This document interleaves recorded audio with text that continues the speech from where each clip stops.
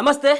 బీసీల కోసం మరో రాజకీయ పార్టీ తెలంగాణలో ఉన్నటువంటి BJP party, Congress party, BRS పార్టీకి ధీటుగా రానున్నటువంటి అతి కొద్ది రోజుల్లో బీసీల కోసం, ముఖ్యంగా బీసీ రిజర్వేషన్ల ధ్యేయంగా ఏర్పడనున్నటువంటి కొత్త పార్టీకి ఆర్ కృష్ణయ్య, తీన్మార్ మల్లన్న నేతృత్వంలో మరో కొత్త పార్టీ రాబోతా ఉంది. దీనికి సంకేతమే నిన్న ఆర్ కృష్ణయ్యకు సంబంధించినటువంటి రాజీనామా. ఆంధ్రప్రదేశ్లో ఆయన రాజ్యసభ సభ్యుడు, వైఎస్ఆర్సీపీ నుంచి ఆయన ప్రాతినిధ్యం వహిస్తూ ఉన్నాడు. ఇంకా ఆయనకి 3.5 నుంచి 4 సంవత్సరాల పదవి కాలం ఉన్నటువంటి సందర్భంలోనే ఆర్ కృష్ణయ్య రాజీనామా చేయడం. మరి ఈ అన్ని పరిణామాలు చూసినట్టయితే గత కొద్ది రోజులుగా వస్తున్నటువంటి వార్తలకు బలం చేకూర్చేటువంటి విధంగా మరి బీసీల కోసం మరో పార్టీ రాబోతుందనేటువంటి సంకేతాలు మరి పూర్తిగా వీటి దానితో తేటతెల్లమైపోయింది. ఆర్ కృష్ణయ్య అలాగే తీన్మార్ మల్లన్న కొన్ని సంబంధించినటువంటి సభల సమావేశాలకి ఈటల రాజేందర్, శ్రీనివాస్ గౌడ్, మాజీ ఎవరైతే రిటైర్డ్ ఐఏఎస్ అధికారి అయినటువంటి చిరంజీవులు, ఇట్లాంటి కొంతమంది నేతల సమక్షంలో వివిధ పార్టీలకు సంబంధించినటువంటి కొంతమంది ఆధ్వర్యంలో మరి బీసీల కోసం ఒక పార్టీ ఉండాలి, బీసీలందరినీ కూడా అణగదొక్కుతూ ఉన్నారు అన్ని పార్టీలు సైతం కూడా రెడ్డిలు అలాగే దొరలకు సంబంధించినటువంటి వాళ్ళ యొక్క చెప్పు చేతుల్లోనే ఉన్నటువంటి పార్టీలను ఢీకొట్టాలంటే బీసీల కోసం మరో పార్టీ రావాల్సినటువంటి అవసరం ఉందని చెప్పేసి ఇప్పటికే దరిదాపుగా 10ల సంఖ్యలో రౌండ్ టేబుల్ సమావేశాలు ఏర్పాటు చేయడం జరిగింది.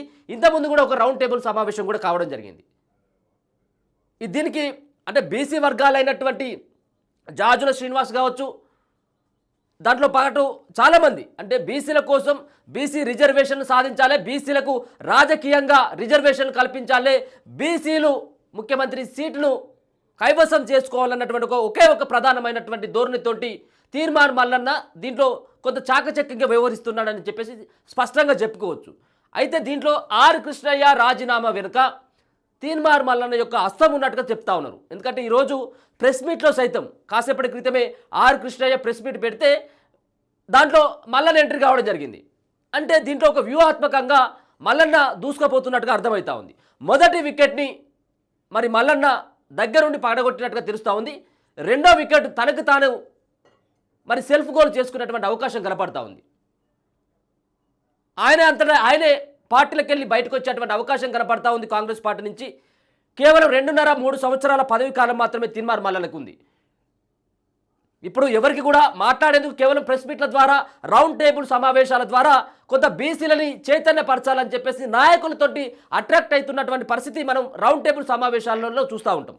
అయితే మల్లన్నకు సంబంధించినటువంటి తనకున్నటువంటి ప్లాట్ఫామ్ ఏదైతే ఉందో సోషల్ మీడియా, దాని ద్వారా ప్రతిరోజు ఒక అరగంట నుంచి 45 మినిట్స్ బీసీలు ఏ విధంగా చైతన్యం కావాలి, బీసీల సంఖ్య ఎంత, వాళ్ళకు దక్కాల్సినటువంటి రిజర్వేషన్లు ఎంత, వాళ్ళు ఇప్పటి వరకు ఎన్ని సీట్లు గెలుచుకోగలగడం జరిగింది, మంత్రులు ఎంతమంది, ఎమ్మెల్యేలు ఎంతమంది, సర్పంచులు ఎంతమంది, ఉప సర్పంచులు ఎంతమంది, లాస్ట్కు వార్డు నెంబర్ సంఖ్య కూడా ఆయన చెప్తా ఉన్నాడంటే బీసీలని ఖచ్చితంగా చైతన్యపరచాలన్నటువంటి ఒక ఉద్దేశంతో ఇప్పుడు మల్లన్న యొక్క ప్రయత్నాలు కొనసాగుతున్నట్టుగా తెలుస్తూ ఉంది.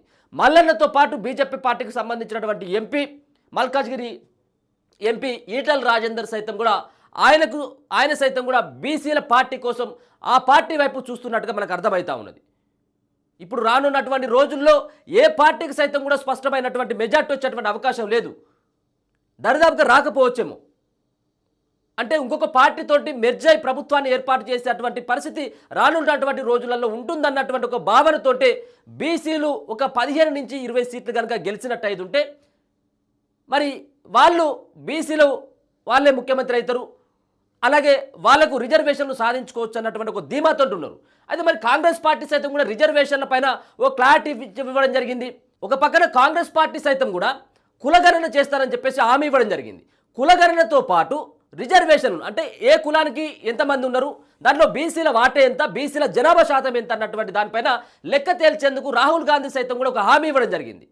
అయితే ఇదే నేపథ్యంలో ఒకవేళ ఆ కులగణన అయిపోయి ఈ రిజర్వేషన్లు బీసీలకు దక్కాలంటే కేవలం కాయిదాల వరకు పరిమితం కాదు, దీనికోసం పోరాడాల్సినటువంటి అవసరం ఉంటుంది. దీనిపైన మళ్ళీ కోర్టుకు వెళ్ళేటువంటి అవకాశాలు ఉంటాయి, మళ్ళీ కేసులు అయ్యేటువంటి అవకాశం ఉంటుంది. ఇంత 42% ఎందుకు రిజర్వేషన్లు ఇవ్వాల్సి వచ్చింది అన్నటువంటి దానిపైన పెద్ద ఎత్తున పోరాటం కావాలి. కాబట్టి పార్టీలో ఉండి పోరాటం చేసేటువంటి ఆస్కారం ఖచ్చితంగా ప్రజాప్రతినిధులకు ఉండదు. ఎందుకంటే ఒక పార్టీ నుంచి గెలిచినటువంటి నేతకు అట్లాంటి అవకాశం ఉండదు. దాని గురించి ఇంతకుముందు ఆర్ కృష్ణయ్య సైతం కూడా అదే విషయం చెప్పడం జరిగింది. అంటే అన్ని పార్టీలతోటి సైక్యతగా ఉండాలి, అన్ని పార్టీలకు సంబంధించిన వ్యక్తులతో మాట్లాడాలి, అవసరమైందంటే అదే పార్టీ పైన యుద్ధం చేయాల్సినటువంటి అవసరం ఉంటుంది. కాబట్టి ఈ పదవులన్నీ కనుక పక్కకు పెట్టినట్టు అయ్యుంటేనే మనం పోరాటం చేయొచ్చు. ఇది చివరి శ్వాస వరకు నాకు బీసీలకు సంబంధించినటువంటి అంశంలో నేను దూసుకుపోతానని చెప్పేసి ఆయన చెప్పడం జరిగింది. అంతేకాకుండా మల్లన్న సైతం కూడా అధికార పార్టీ ఇప్పుడు ఏమో వైఎస్ఆర్సీపీ పార్టీలో ఆయన ఎంపీగా రాజ్యసభకు ఆయనను నామినేట్ చేయడం జరిగింది. ఆయన అదే పార్టీ నుంచి కూడా రాజ్యసభకు వెళ్ళడం జరిగింది. ఆర్ కృష్ణయ్య 4 సంవత్సరాల పదవి కాలం ఉన్నప్పటికీ కూడా మరి ఆంధ్రాలో వైఎస్ఆర్సీపీ మరి పాతాళానికి పడిపోయింది. అది అధికారంలో కూడా లేదు అక్కడ. కానీ ఇక్కడ తెలంగాణలో అధికార కాంగ్రెస్ పార్టీ నుంచి ఒక ఎమ్మెల్సీ రాజీనామా చేసి అది బీసీల దృష్టిని తన వైపు లాక్కోవాలన్నటువంటి ఒక ప్రయత్నం. అంటే ఒక బీసీల కోసం ఒక బీసీ నేత అయినటువంటి ఒక బీసీ ఎమ్మెల్సీ అయినటువంటి వ్యక్తి పోరాటం చేస్తున్నటువంటి సందర్భంలో మనం వాళ్ళకు మద్దతు ఇవ్వాలన్నటువంటి ఒక భావనకి ప్రజలందరూ కూడా తీసుకురావాలన్నటువంటి ఒక స్పష్టమైనటువంటి ఒక విజన్ తోటి మరి తీన్మార్ మల్లన్న వెళ్ళేటువంటి అవకాశం ఉంటుంది. ఈరోజు మరి ఖచ్చితంగా రాజీనామా చేసినటువంటి ఆర్ కృష్ణయ్యతో మరి ఆయన భేటీ ఉండబోతా ఉంది. దాని తర్వాత మరి మల్లన్న యొక్క రాజీనామా కూడా ఉండబోతుంది అన్నటువంటి రకరకాలైనటువంటి చర్చ వినబడతా ఉంది. ఇదే సంబంధించినటువంటి అంశం చాలా రోజుల కాంచి చర్చ అవుతా ఉంది. నేను సైతం కూడా గతంలో 2-3 వీడియోలు సైతం కూడా మాట్లాడడం జరిగింది. పార్టీలో ఎవరెవరు ఉంటారు, పార్టీలోకి వచ్చేటువంటి వాళ్ళు ఎవరు, బీసీల కోసం పార్టీ పెట్టబోతా ఉన్నారా, మరి దీంట్లో మల్లన్న యొక్క పాత్ర ఎంత అన్నటువంటి దానిపైన నేను కూడా రకరకాల వీడియోలు చేయడం జరిగింది. మొన్న సైతం నేను ఇదే సంబంధించినటువంటి 2-3 రోజుల క్రితం కూడా వీడియో చేయడం జరిగింది. ఆర్ కృష్ణయ్య అతి త్వరలో పార్టీకి రాజీనామా చేయబోతా ఉన్నాడు, ఆయన పదవికి కూడా రాజీనామా చేయబోతా ఉన్నాడు అనేది కేవలం ఒక 3-4 రోజుల క్రితం మేము చెప్పడం జరిగింది. నేను కూడా ఇప్పుడు సైతం మల్లన్న కూడా రాజీనామా కేవలం 2-2.5 సంవత్సరాల పదవి కాలం మాత్రమే ఉంది. ఆ పదవి కాలం ముగియక ముందుకే ఆయన రాజీనామా చేసి బయటకు రావాలి, అధికార పార్టీతో కొట్లాడాలి. దీనిపైన ఈ రిజర్వేషన్లకు సంబంధించినటువంటి దాంట్లో రెడ్డి సామాజిక వర్గం నుంచి ఉన్నటువంటి వ్యక్తులందరూ కూడా సహకరించట్లేదు అన్నటువంటి భావన సైతం కూడా మల్లన్న బాహాబాటంగా చెప్పడం జరిగింది, కుండబద్దలు కొట్టేట్టుగా చెప్పడం జరిగింది. కాంగ్రెస్ పార్టీలో ఉన్నటువంటి కొంతమంది సీనియర్లందరూ కూడా రిజర్వేషన్లు రాకుండా బీసీలు గెలవకుండా అడ్డుకుంటా ఉన్నారు, మీరు ఎట్లెట్లా గెలుస్తారో బిడ్డ మేము చూస్తానని చెప్పేసి చెప్పడం జరిగింది. నిన్ననో మొన్ననో ఈయన కొడుకులు అన్నటువంటి ఒక వార్డును కూడా వాడడం జరిగింది ఆయన. అంటే కాంగ్రెస్ పార్టీ పైన ఖచ్చితంగా ఆయన యుద్ధం చేయబోతా ఉన్నాడు అన్నట్టుగా స్పష్టంగా అర్థమవుతా ఉంది.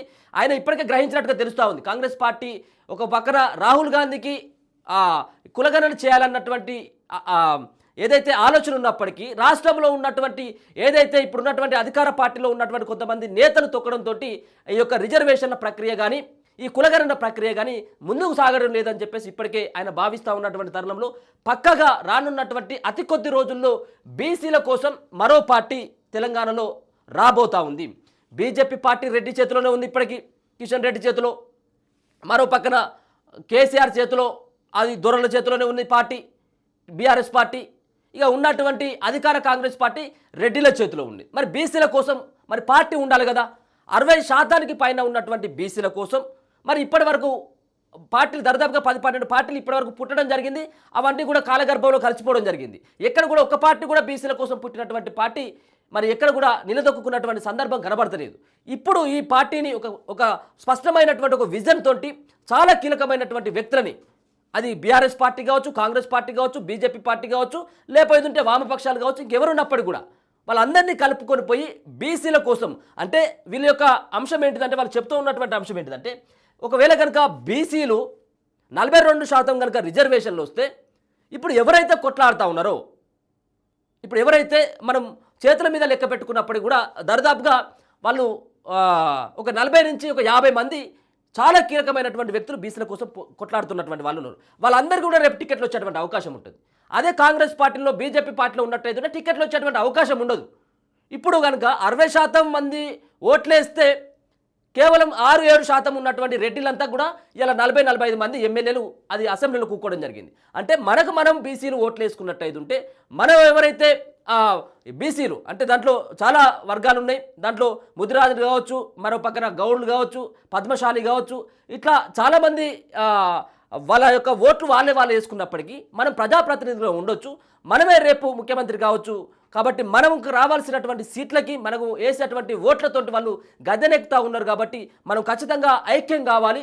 రెడ్డికి అలాగే రావులకి ఫుల్ స్టాప్ పెట్టి బీసీనే రానున్నటువంటి రోజులలో ముఖ్యమంత్రి కావాలన్నటువంటి ఒక పట్టుదలతో ఉన్నట్టుగా అర్థమవుతా ఉంది. మొన్న ఇదే అంశాన్ని కూడా మళ్ళీ చెప్పడం జరిగింది. ఇదే రెడ్డి సామాజిక వర్గం నుంచి చివరి ముఖ్యమంత్రి ఇది రేవంత్ రెడ్డి అని చెప్పేసి చేసినటువంటి వ్యాఖ్యలు. అంటే ఒక పక్కన అధికార పార్టీలో ఉంటూ అధికార పార్టీని సైతం కూడా చాలా తీవ్ర స్థాయిలో విరుచుకపడతా ఉన్నారు. వాళ్ళపైన కూడా మరి ఆ ప్రభుత్వంలో ఉన్నటువంటి కొన్ని లొసుకులను సైతం కూడా ఆయనే బాహబాటంగా కూడా బయట పెడుతున్నటువంటి సందర్భాన్ని కూడా చూసుకోవచ్చు. నేరుగా కూడా ముఖ్యమంత్రి విమర్శించినటువంటి అంశాలు కూడా ఉన్నాయి. నేరుగా ఏది ఈ కులగణనకు సంబంధించినటువంటి అంశంలో చాలాసార్లు రేవంత్ రెడ్డిని కలిసిన కానీ ఎక్కడ కూడా స్పందించట్లేదు అని, మరొక పక్కన ఏదైతే రావాల్సినటువంటి నిధుల విషయంలో కానీ మొన్న జరిగినటువంటి ఎన్నికల్లో కాంగ్రెస్ పార్టీ గెలవడానికి రేవంత్ రెడ్డి ఎక్కడ కారణం కాదు అన్నటువంటి వ్యాఖ్యలు కూడా ఆయన చేయడం జరిగింది. అంతేకాకుండా కోమటిరెడ్డి రాజగోపాల్ రెడ్డిని సైతం కూడా విమర్శించినటువంటి సందర్భాలు, అదే పార్టీలో ఉండి అదే పార్టీని విమర్శిస్తూ ఉన్నాడు. ఆ పార్టీలో ఉన్నటువంటి సీనియర్లంతా కూడా తిన్మార్ మల్లన్న పైన గురుగా ఉన్నట్టుగా తెలుస్తూ ఉంది.